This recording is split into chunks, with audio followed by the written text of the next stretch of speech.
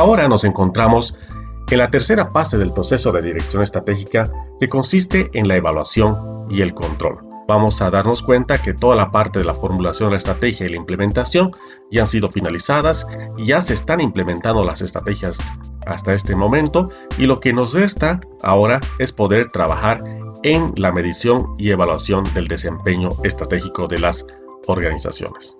De esta manera, el trabajo va a consistir en coordinar todas las actividades para lograr de que la implementación tenga éxito, pero en base al control. Incluso las estrategias mejor formuladas e implementadas van a volverse obsoletas cuando los entornos externos e internos de una organización van a cambiar. Por ello, es sumamente importante que los estrategas, los directores de las organizaciones, vayan a implementar procesos de revisión, evaluación y control de la ejecución de las estrategias de manera sistemática, coordinada, oportuna y constante. ¿Cuáles son los elementos que vamos a analizar? Primero, ¿cuál es la naturaleza de la evaluación de las estrategias? Y segundo, ¿cuál es el marco de evaluación de las estrategias? Pasando entonces al primer apartado, que es la naturaleza de las estrategias. Cuando nosotros estamos encarando procesos de evaluación y control, seguramente vienen a la mente ya algunas posibles acciones, algunos posibles resultados. ¿Qué es lo que se te viene a la mente cuando hablamos de evaluación y control? Para algunos seguramente es: ¿se han incrementado los activos? ¿Cuánto es el porcentaje de incremento de los activos? ¿La rentabilidad ha incrementado? ¿Se ha aumentado? ¿En cuánto? ¿Se han incrementado las ventas? ¿La productividad es mejor ahora? ¿Hay un aumento del margen de utilidades y las razones de rendimiento sobre la inversión y las ganancias por acción? Probablemente sean las principales cuestionantes, o si quieren, las principales curiosidades o necesidades de información que se tiene al momento de realizar una evaluación. Y esto tenemos que analizar de que a menudo las estrategias no van a afectar los resultados operacionales a corto plazo, sino hasta que es demasiado tarde para hacer los cambios necesarios. ¿Esto qué significa? Si tomamos en cuenta todo el alcance que tiene un proceso de dirección estratégica, vamos a recordar de que este proceso va a abarcar por lo menos unos 4 años. En mercados que son sumamente vertiginosos, muy intensos, el largo plazo podremos entender por unos 2, tal vez hasta 3 años. Pero en general, el proceso de dirección estratégica tiene un horizonte de tiempo de 4 a 5 años. Y uno de los errores que se cometen es de que cuando se hace control, evaluación, solamente se hace el control del corto plazo y no del largo plazo. Entonces, ¿cuáles son las características de este proceso de dirección estratégica en el control? Primero, que es muy importante, es vital para el bienestar de la organización, porque de esta manera vamos a saber cómo nos estamos desarrollando. 2, que se debe gestionar, dice, las alertas de problemas potenciales y reales de manera oportuna. Y si tenemos un sistema que permita aquello, entonces vamos a tener información sumamente valiosa. También las decisiones erróneas pueden generar graves repercusiones sobre las organizaciones si es que éstas no han sido detectadas de forma oportuna. Y obviamente este proceso va a tener cierta complejidad en su implementación y es sumamente sensible porque va a tener connotaciones en otras áreas también de la empresa. Y hay que tener cuidado en este ejercicio de que un énfasis demasiado excesivo puede ser costoso y contraproducente, puesto que genera a veces el rechazo y puede generar situaciones que vayan a ser desfavorables en la organización por el personal que está implementando las estrategias y además por la calidad en su ejecución. ¿Cuáles son entonces en este sentido las actividades básicas que se van a desarrollar? Estamos hablando de la primera, que es examinar las bases de la estrategia de una empresa, es decir, reconocer en qué consistía la estrategia que se está implementando. 2, comparar los resultados esperados contra los reales para poder ver los desfases, las brechas, los gaps que van surgiendo. Y finalmente, aplicar las medidas correctivas que garanticen que el desempeño cumpla con lo planeado. Estas son las 3 actividades básicas esenciales que se deben seguir. Ahora, para poder tener conciencia de las características de la evaluación y el control, vamos a ver algunos criterios que los propone Rummel para la evaluación de las estrategias. Son 4 criterios. El primero habla de la congruencia. ¿A qué se refiere la congruencia? Una estrategia no debe presentar objetivos o políticas incongruentes. Es decir, que el conflicto organizacional y las discusiones interdepartamentales a menudo son síntomas de algún desorden gerencial o una desorientación de la cúpula directiva. Pero estos problemas también pueden ser una señal también de una incongruencia estratégica. Es decir, que no estamos alineados completamente con lo que se busca o lo que se quiere lograr. Existen entonces algunos lineamientos que ayudan a determinar si los problemas organizacionales se deben a incongruencias en la estrategia. Primero, si los problemas gerenciales subsisten a pesar de los cambios en el personal y si tienden a basarse en asuntos y no personas, entonces las estrategias quizás sean incongruentes. Es una señal muy importante. Si el éxito de un departamento de la organización significa o se interpreta como el fracaso de otro departamento, es posible que las estrategias también sean incongruentes y en este espacio se está generando una competencia que no es sana dentro de la organización y que más bien puede generar conflictos mucho mayores. Y finalmente, si los altos directivos siguen resolviendo los problemas y asuntos referentes a las políticas, también quizás la estrategia sea incongruente. Estos como indicadores de la congruencia presentada por Rummel. Después hablamos de otro componente que se llama consonancia.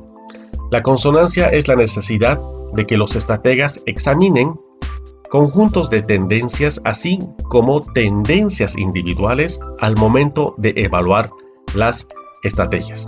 Una estrategia debe representar una respuesta adaptativa al entorno, es decir, nos estamos acomodando a las exigencias, a las demandas que tiene el entorno.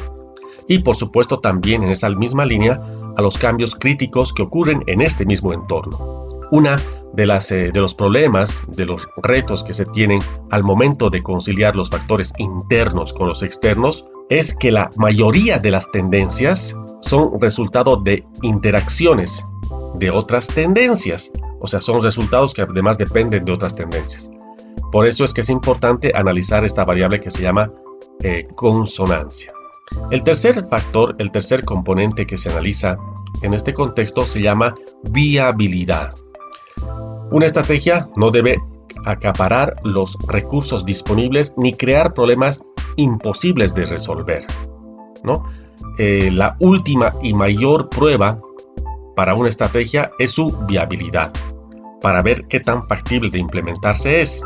Ahora lo que tenemos que analizar es de que si se puede intentar la estrategia con los resultados físicos, humanos y financieros de la empresa. Los recursos financieros de una empresa, de un negocio, son los más fáciles de cuantificar y suelen ser, por lo general, la primera limitante contra la que se ha de evaluar la estrategia. O sea, si es que tengo los recursos financieros para poder solventar la estrategia. Sin embargo, a veces se olvida la existencia de métodos innovadores para el financiamiento y esto hace que las estrategias, por supuesto, no puedan ser viables porque no genero recursos de forma creativa. Aquí tenemos que analizar entonces esta viabilidad, pero no solamente financiera, sino también de recursos, de manera cuantificable. Y el cuarto componente, el cuarto criterio de Rummel consiste en la ventaja. ¿Y en qué consiste la ventaja? Una estrategia debe propiciar que se cree y conserve una ventaja competitiva en un área seleccionada de actividad, es decir, en qué voy a ser yo superior a la competencia. Las ventajas competitivas en esta línea, por lo general, son el resultado de la superioridad que va a tener una organización en 3 áreas básicamente. 1, superioridad en recursos. 2, superioridad en habilidades, capacidades, competencias. O 3, la superioridad en la posición, el posicionamiento, la presencia que tiene la empresa con respecto a otras marcas, a otras compañías. Entonces, siguiendo este análisis, vamos a ver cuáles son las razones que dificultan la evaluación. La primera de ellas hace referencia a que va a ser difícil evaluar una estrategia por el incremento dramático de la complejidad del entorno. El entorno, las condiciones del mercado se vuelven muy complejas de analizar y es por eso que se me dificulta también el proceso de evaluación. También porque hay una creciente dificultad para predecir el futuro con precisión. Mucho más cuando nos damos cuenta de que la competencia, los consumidores, los insumos, todos estos factores están influyendo a que la innovación también tenga cambios dramáticos, agresivos, intensivos, que hace que sea difícil predecir el futuro.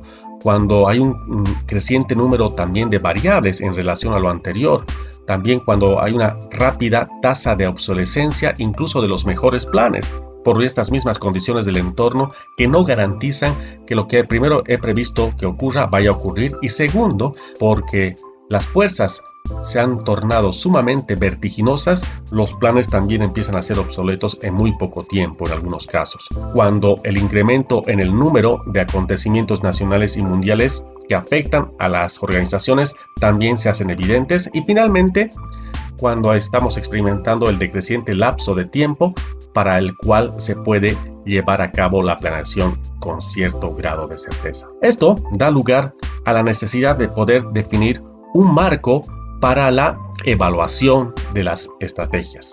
¿Qué elementos vamos a poder nosotros utilizar, herramientas vamos a poder nosotros manejar para poder tener este marco de evaluación de las estrategias?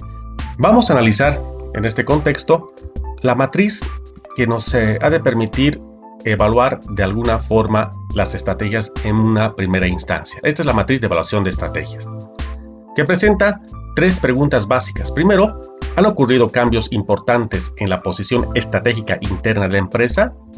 Si sí o si no. ¿Han ocurrido cambios importantes en la posición estratégica externa de la empresa? Y finalmente, si la empresa ha progresado satisfactoriamente para alcanzar los objetivos que se ha trazado. Entonces, 1, cambios internos; 2, cambios externos; y si la empresa ha tenido un desarrollo, un progreso satisfactorio para poder alcanzar lo que nosotros habíamos previsto de conquistar como objetivo. Porque seguramente vamos a tener que planificar lo que viene a continuación. En cada uno de estos casos tendríamos que empezar a identificar qué acciones se deben desarrollar para poder mejorar el desempeño y continuar con el curso estratégico presente, pero siempre tomando en cuenta las iniciativas para mejorar esos desempeños. En esta lógica, entonces, ¿cuándo no son necesarias las medidas correctivas? Porque no siempre es necesario hacer correcciones en un plan que se está implementando. Entonces, la primera situación en la que no es necesaria una medida correctiva es cuando los factores internos y externos no han cambiado de manera significativa. ¿Eso qué significa? Que lo que se había analizado al principio en el proceso de análisis estratégico se está cumpliendo y se puede implementar lo previsto. Y 2, cuando la empresa progresa satisfactoriamente hacia el logro de los objetivos establecidos. ¿Cuál es el modelo para poder evaluar entonces las estrategias? Primero, la actividad número 1 consiste en la revisión de las bases que tiene la estrategia.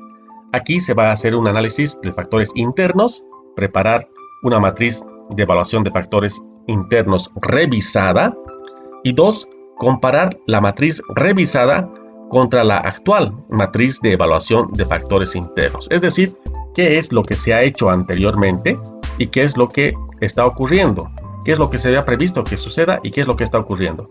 Una matriz EFI revisada se debe enfocar en los cambios en las fortalezas y debilidades de las áreas de gerencia, marketing, finanzas y contabilidad, producción, operaciones, investigación y desarrollo y sistemas de administración de información de la organización, ¿no?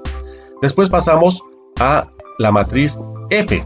Una matriz F revisada debe indicar qué tan efectivas han sido las estrategias de una empresa en respuesta a las oportunidades y amenazas clave. Y esto comparar con la matriz revisada contra la actual matriz de evaluación de factores externos. Esto para poder ver cuál ha sido nuestro desempeño. Una vez que se ha terminado esta fase o esta actividad número 1, nos hacemos la siguiente pregunta.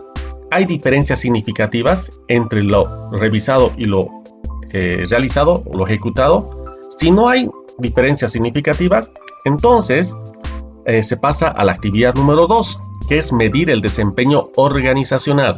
Comparar el proceso real con el planeado hacia el logro de los objetivos planeados. Si es que tenemos desfases, variaciones, cambios en el desempeño organizacional. Eso si es que no hay diferencias significativas.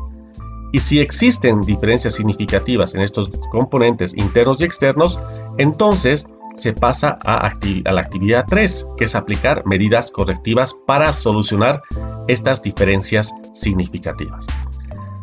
Una vez que hemos terminado esta actividad 2, nos formulamos otra vez la misma pregunta anterior. ¿Hay diferencias significativas? Si sí las hay, nuevamente tenemos que pasar a la actividad número 3, que es aplicar medidas correctivas, en este caso para medir el desempeño organizacional. Y finalmente terminamos el proceso con continuar con el curso de acción presente si es que se han solucionado y corregido estos aspectos, estos elementos. En este ejercicio vamos a tener nosotros algunas preguntas que nos van a ayudar a poder ver este esquema estratégico de evaluación. ¿Cómo han reaccionado primero los competidores a nuestras estrategias? ¿Qué tan dependientes son de nosotros? 2. ¿Cómo han cambiado las estrategias de los competidores en relación a las nuestras? ¿Han cambiado las fortalezas y debilidades de los competidores, fruto de nuestras acciones? 4. ¿Por qué los competidores están aplicando ciertos cambios estratégicos? ¿Cuáles son las razones? Empezar a intuir también las estrategias de ellos. 5. ¿Por qué algunas de las estrategias de los competidores tienen más éxito que otras en comparación a lo que nosotros estamos haciendo? 6. ¿Qué tan satisfechos están nuestros competidores con sus posiciones de mercado y su rentabilidad actual? Porque si no están satisfechos, seguramente la competencia se va a tornar mucho más agresiva. Siguiente, ¿hasta qué punto podrían ser presionados nuestros principales competidores antes de contraatacar? Y finalmente, ¿de qué manera se podría lograr una cooperación más efectiva con nuestros competidores? Recordando siempre este principio de generar sinergias. A pesar de que sea la competencia, pueden surgir proyectos conjuntos que se los puede asumir de forma conjunta para generar mayores niveles de éxito y beneficio conjunto, inclusive con la competencia. Estas preguntas se las tiene que empezar a reflexionar y complementarlas con algunas preguntas para evaluar ya también ahora las estrategias. 1. Si nuestras fortalezas internas todavía lo son, porque esto puede cambiar con el tiempo. 2. Si tenemos nuevas fortalezas internas, y si así fuera, ¿cuáles son nuestras nuevas fortalezas internas? 3. ¿Nuestras debilidades todavía lo son? ¿Tenemos nuevas debilidades? ¿Y cuáles son estas nuevas debilidades? 5. ¿Nuestras oportunidades externas todavía son oportunidades? ¿Hay otras oportunidades en este momento? ¿Y cuáles son estas oportunidades? Y lo mismo con las amenazas. ¿Nuestras amenazas externas todavía lo son? Si hay nuevas amenazas, ¿cuáles son estas nuevas? Y finalmente, ¿somos vulnerables a una adquisición hostil? ¿Qué es una adquisición hostil? Es cuando no tenemos nosotros como compañía otra alternativa que pensar seriamente en la posibilidad de vender nuestros intereses, de vender la compañía a una competencia que probablemente sea más grande, mayor o con mayor poder de trabajo de operación en el mercado, respaldado por supuesto por altos recursos financieros. Esto nos permite tomar nuevamente conciencia de los factores internos, de los factores externos, de reconocer lo que ha ocurrido antes, de reconocer también la existencia de nuevas fortalezas, oportunidades, debilidades y amenazas, y a partir de eso diagnosticar mi presencia en el mercado. La medición entonces de este desempeño organizacional va a consistir en comparar los resultados esperados con los resultados reales, investigar las desviaciones en los planes, evaluar el desempeño individual y examinar el progreso realizado hacia los objetivos establecidos antes que sea demasiado tarde y mis acciones no tengan resultado en el objetivo final, acuérdense que es de largo plazo. Los criterios entonces para evaluar las estrategias deben ser medibles y verificarse con facilidad siguiendo este proceso. Y 2, estos criterios que predicen los resultados suelen ser más importantes que los que revelan lo que ya ha ocurrido.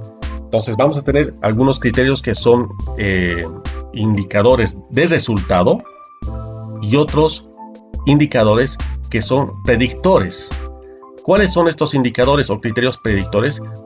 Aquellas acciones que si yo las ejecuto, que si yo las realizo, van a contribuir a alcanzar el objetivo. Por ejemplo, si es que yo tengo en una empresa el objetivo de generar un nivel determinado de ventas, que es, digamos, un incremento del 20% con respecto a la gestión anterior, para lograr ese incremento del 20%, que es un indicador, un criterio de resultado, debo yo aplicar criterios que predigan ese resultado final.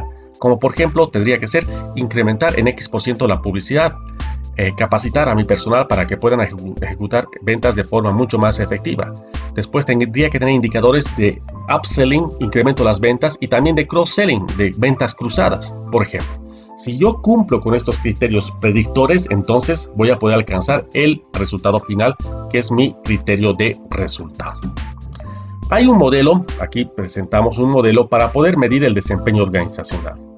Tenemos aquí distintos factores, por ejemplo, los ingresos corporativos, las utilidades corporativas, el ROI corporativo, ingresos, por ejemplo, de la región 1, si es que estamos operando en distintas regiones, los de la región 2, el ROI, y lo mismo de las otras regiones, ¿no? Ingresos, utilidades y el ROI, retorno sobre la inversión.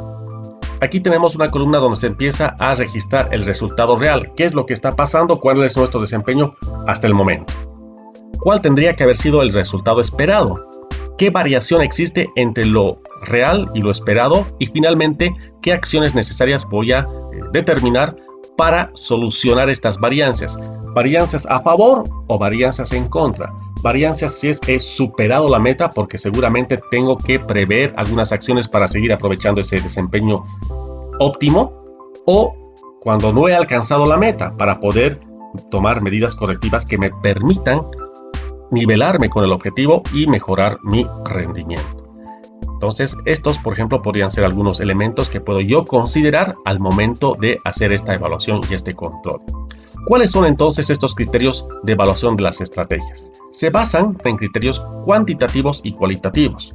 La cantidad de criterios para evaluar las estrategias depende mucho del tamaño, la industria, las estrategias y la filosofía gerencial de cada organización. Bajo esa lógica, vamos a nosotros tomar en cuenta de que se deben realizar comparaciones que realizan los indicadores financieros para que sean indicadores objetivos. Primero, comparar el desempeño de la empresa en diferentes periodos de tiempo. Cuando mi nivel de ventas de este mes, comparativamente al nivel de ventas del año pasado en el mismo mes, ¿cuál ha sido? Por ejemplo. 2. Comparar el desempeño de la empresa contra el de los competidores. ¿Cuál es el nivel de ventas que yo estoy generando y cuánto está la competencia? 3. Comparar el desempeño de la empresa contra promedios de la industria. O sea, no solamente de mis competidores más importantes y no solamente de los competidores de mi grupo estratégico, sino además de toda la industria con indicadores regionales si hablamos de continentes o inclusive internacionales si hablamos del mundo entero. Entonces, una vez que tenemos estos elementos bien establecidos, estas comparaciones con, primero, mismas internas mías, de mi desempeño con respecto a otros periodos, de mi desempeño con respecto a la competencia y de mi desempeño con respecto a la industria, tengo que pasar a poder utilizar algunos indicadores financieros claves. ¿Cuáles son aquellos que se pueden sugerir? 1, el rendimiento sobre la inversión. 2, rendimiento sobre el capital. Margen de utilidades, participación de mercado, razón entre capital y deuda, utilidades por acción, crecimiento de ventas y crecimiento de activos, que me permiten tener algunos indicadores más objetivos, más calculables, para poder tomar decisiones y medidas correctivas. Ahora, si bien estos criterios que son más objetivos me ayudan a tener información verificable, puntual, concreta, también tenemos que analizar los inconvenientes con el uso de estos criterios para poder evaluar las estrategias. Y básicamente son 3 inconvenientes. El primero consiste en que la mayoría de los criterios cuantitativos están vinculados a los objetivos anuales y no a los objetivos a largo plazo. Y nosotros necesitamos evaluar también los objetivos a largo plazo. 2. que los diferentes métodos contables pueden arrojar diferentes resultados en muchos criterios cuantitativos y a veces eso dificulta o puede desorientar el análisis, la reflexión. Y 3, los juicios intuitivos casi siempre interfieren al momento de determinar criterios que vayan a ser cuantitativos. Por eso es que es necesario poder reflexionarlos, analizar su conveniencia para que se los pueda implementar de forma adecuada. ¿Qué otras preguntas clave pueden revelar la necesidad de juicios cualitativos o intuitivos en la evaluación de las estrategias? Vamos a ver los siguientes. 1. ¿Qué tan bueno es el balance de inversiones de la empresa entre los proyectos de alto riesgo y los de bajo riesgo? O sea, ¿qué criterios estoy utilizando para invertir en distintos negocios? Este es un aspecto más cualitativo que cuantitativo, donde entra la parte subjetiva, por supuesto. ¿Qué tan bueno es el balance de inversiones de la empresa entre los proyectos a largo plazo y también a corto plazo? ¿Cuál ha sido mi nivel de éxito en estos proyectos? ¿Qué tan bueno es el balance de inversiones de la empresa entre los mercados de crecimiento lento y los de crecimiento rápido? ¿En cuáles estoy destinando más los recursos o más la concentración? ¿Qué tan bueno es el balance también de inversiones de la empresa entre las diferentes divisiones? Y aquí se debe pasar por un análisis de cartera de los productos. También se debe analizar hasta qué punto las estrategias alternativas de la empresa son socialmente responsables por una respuesta que sea coherente y además amigable con la sociedad, con el entorno, con el medio ambiente también. 6. ¿Cuáles son las relaciones entre los factores estratégicos internos y externos clave? Y finalmente, ¿cómo podrían responder los competidores más importantes a algunas estrategias en particular? Para poder ver también a partir de aquello cuál es la dependencia que tienen ellos de nosotros y nosotros con respecto también a la competencia. Una vez que hemos analizado, reflexionado sobre esto, tenemos que empezar a analizar cuáles van a ser las medidas correctivas que van a ser necesarias para corregir las varianzas desfavorables que se han identificado. Y aquí tenemos varias medidas correctivas como sugerencia o posibles de ejecutar. 1. Alterar la estructura de la empresa, reformular la estructura organizacional. 2. Reemplazar a uno o más individuos clave que no han tenido de repente el rendimiento, el resultado que se esperaba. 3. Eliminar una división que no ha aportado valor. Hacer cambios en la visión y la misión de la empresa. Debemos recordar que todo el proceso estratégico siempre tiene un feedback, un proceso de retroalimentación constante. Y es posible que en algún momento tengamos que cambiar de visión y de misión como empresa, aprovechar otras oportunidades. 5. Revisar los objetivos si son realmente coherentes, principalmente cuando han ocurrido cambios intempestivos que no estaban mínimamente considerados y eso hace que por supuesto los objetivos también vayan a cambiar. 6. Alterar la estrategia, modificar la estrategia. 7. Idear nuevas políticas, implementar nuevos incentivos por desempeño porque probablemente la gente tampoco está motivada para poder implementar las estrategias. Reunir capital a partir de acciones o deudas. Agregar o despedir a vendedores, empleados o gerentes, también como reformulación dentro de la organización. Asignar los recursos de forma diferente, distinta, haciendo mayor énfasis en otras áreas probablemente. Y finalmente, subcontratar o poner freno a las funciones empresariales. Entonces, siguiendo estas lógicas, estos criterios, estas recomendaciones, se puede empezar a realizar políticas, iniciativas de evaluación y control que nos permitan identificar, tener información sobre el nivel de desempeño que estamos desarrollando al implementar las estrategias para identificar cuán cerca, lejos estamos de lo que se había planificado, de lo que se había presupuestado, de lo que se había previsto en el proceso de dirección estratégica. De esta manera, el desempeño podrá ser más efectivo y posibilitar la consecución de los objetivos tanto a corto como a largo plazo.